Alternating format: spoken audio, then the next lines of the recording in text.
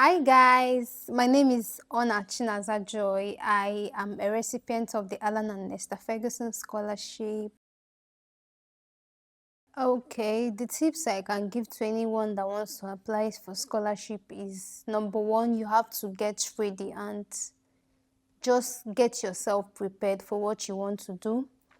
Organize yourself, plan yourself. First of all, start out by looking out for what you want to apply for. Look out for which program do you want to apply for. Look out for those programs, their links, the scholarship links, and also look out for the requirements, what they need for that scholarship application, and make sure you have it. Don't just apply to any scholarship. Make sure you have all that they need, because one thing you must know is that you are not the only one applying for that scholarship. So know that you have a lot of competitors. So make sure that you have all it takes to apply for that scholarship. And also, number two tips is that you should look out for mentors, look out for fellow scholars that have also passed through that line, especially people that have won that particular scholarship that you're applying for, because they have a lot to tell you that you don't know about. So try to reach out to one or two people. LinkedIn is a very good platform to reach out to people, any kind of people that you're looking for. You see a lot of scholars there. So you can go to LinkedIn and search for scholars on a particular scholarship, so you can reach out to them so that they can help you. And that was what really helped me during mine, because I grew up in an environment where like you don't really have much people making those applications with you, but most of the people that helped me were people that I reached out to on LinkedIn. Like I'll look at their profile, oh, this one is a scholar, wow, this is interesting. I'll just message the person, oh, look at what I'm doing, I need your help, please can you help me, what can you tell me about this, can you help me review my SOP? And I was lucky, all of them, they were willing to help me.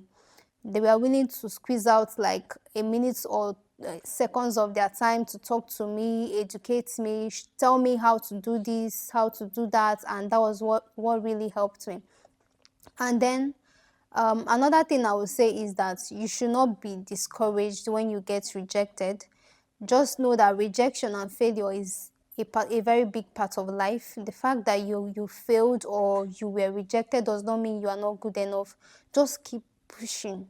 Just keep pushing and believe that you will get it. And when you fail, you can also reach out to the the program coordinators. It's possible. You can reach out to them and tell them, oh, like what, especially when you intend to apply for that given scholarship another time, you can reach out to them and tell them like what do they feel like you do, what is the reason behind your rejection.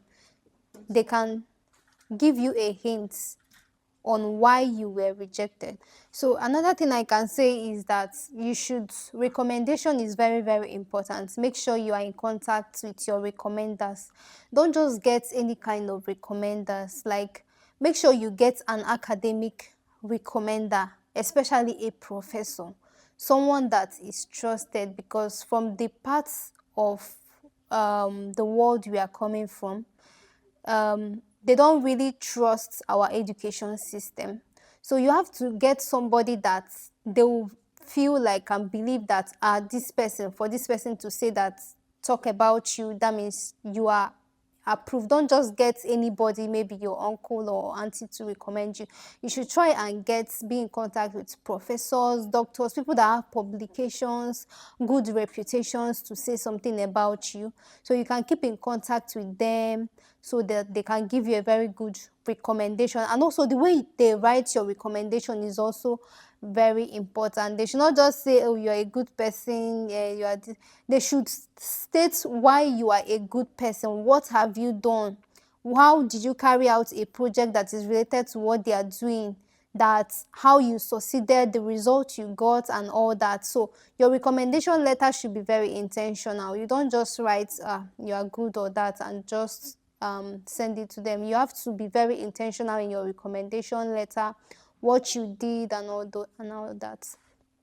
So that's it. One thing I can say about scholars is that they are very intentional. Anybody that wants scholarship today did not just wake up and then they won a scholarship. they were very intentional. They knew what they wanted to do, and they went all the way out to do it. So scholarship application is not easy. So if you see anybody that is a scholar, don't just think the person just got the scholarship just like that. The person must have applied a lot of hard work, sleepless nights, going through people, because you have to meet people. People will recommend you, people will motivate you, mentor you, read your SOP, correct you. So these people are very intentional. They know what they want to do and they went out for it. And they are very diligent. They put all their hard work. Even when you get pushed out or get rejected, they still kept pushing because they knew what they want.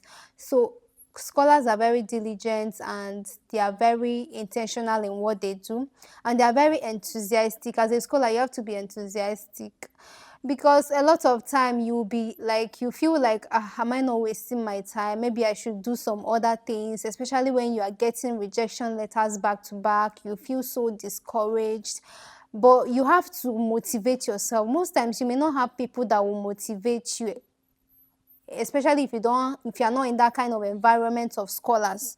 Most times it will feel like you're wasting your time, especially if you're a girl or if you're a lady. Most times it will look like, oh, what are you doing? Look at your mates. So you just have to motivate yourself and know what you want. So, but if you are not enthusiastic about it, you will give up at some point, because you will get a lot of rejection letters.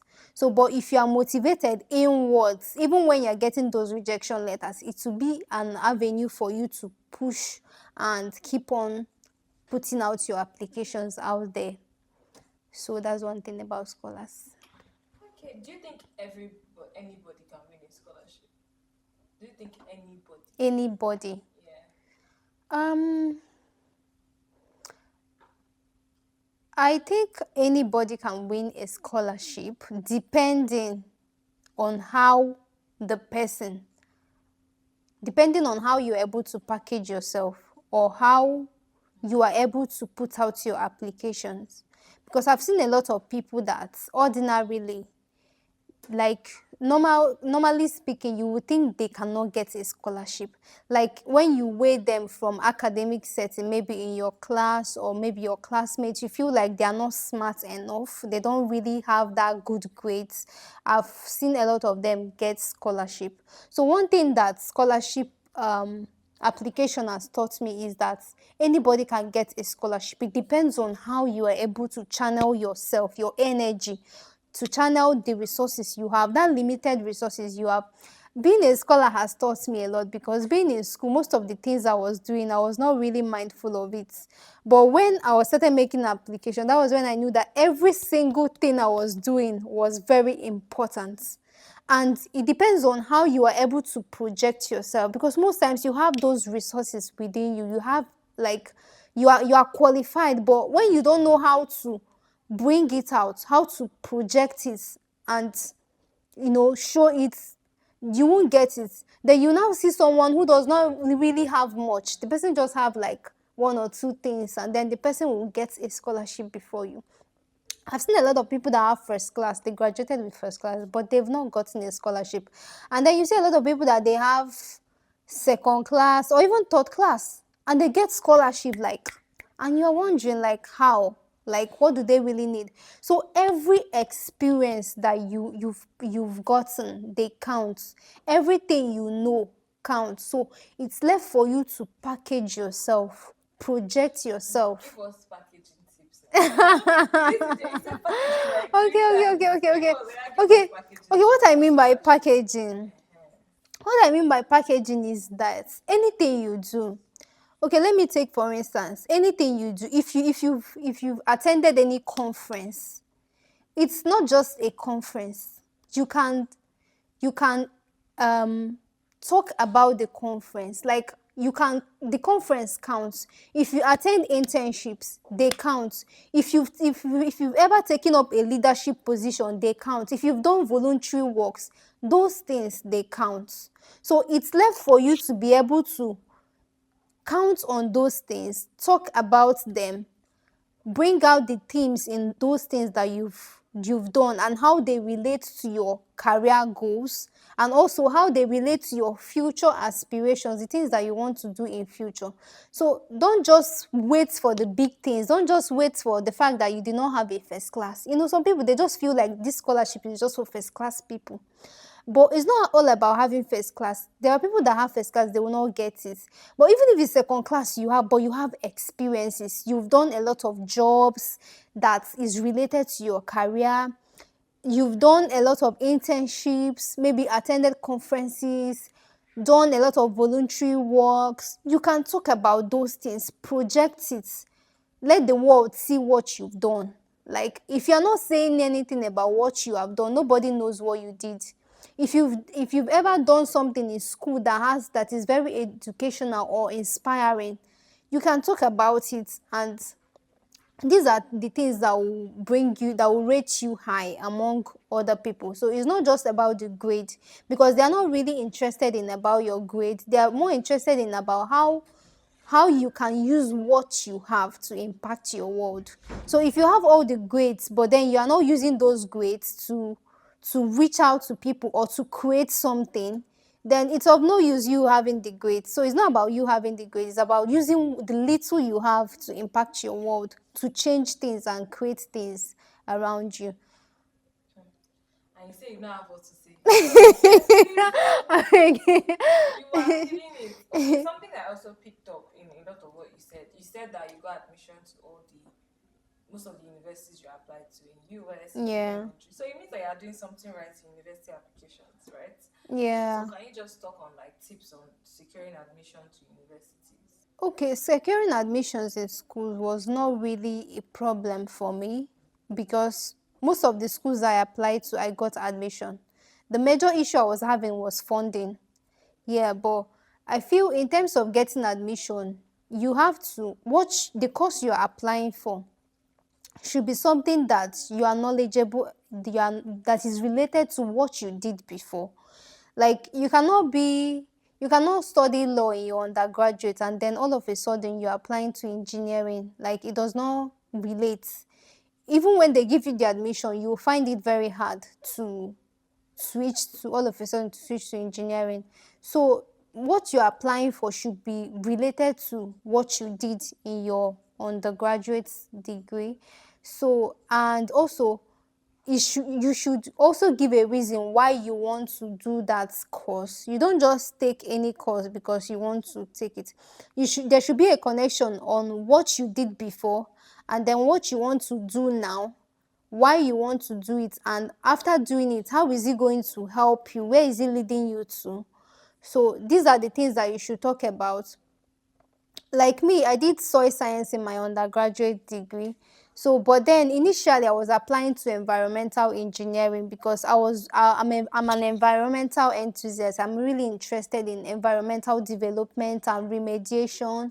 So I wanted to study environmental engineering in my master's program. Actually, I wanted to switch all the way to PhD and study environmental engineering. But I applied to Michigan Tech University. So I did not get PhD, but then I got master's. But why I didn't go for it was because there was no funding. And the reason they gave me, because I asked for a reason, they said it's because I did not have a background in engineering. So I can't do a PhD without doing my master's first. So that was what happened. So if you're applying for any course, it should be related to what you did before. And also, why do you want to do that course? You should have a reason how that course is going to align with what you did before, and also how it will align with your future goals and aspirations. Yeah, that's Yeah. fine. Okay, so my final question is, what was your master's experience like? And then once you are done with that, you can just say final words for anybody watching this who wants to win a scholarship. Okay. Okay. My master's experience has been very interesting and fun filled for me. I find it very interesting because coming here for this program, I've met a lot of scholars, and also the courses I'm taking, the modules I'm taking, they are very interesting, like very interesting. I'm coming from a science background. Like my undergraduate degree was in soil science, it was purely science. So, but my master's program is a bit of social science. So it's opened my eyes to a lot of things. So it's very, very interesting because coming from a science background, I was more just like one-sided. But then coming to a social science background opened my eyes to a lot of things because social science deals with humans.